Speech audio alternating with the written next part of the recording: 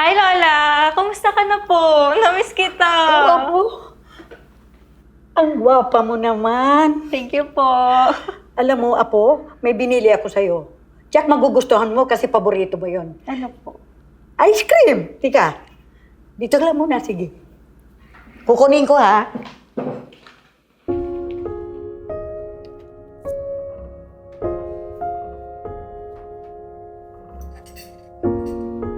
Bumisita ko kay Lola dahil nalaman ko kay Mama na nangihina na si Lola last week.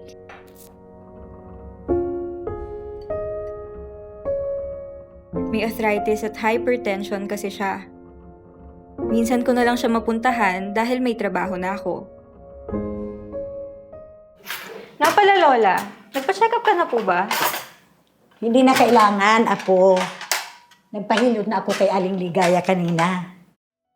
Ayaw ni Lola na laging nagpapa-check up dahil mahal daw at napapagod na siyang pumila lagi.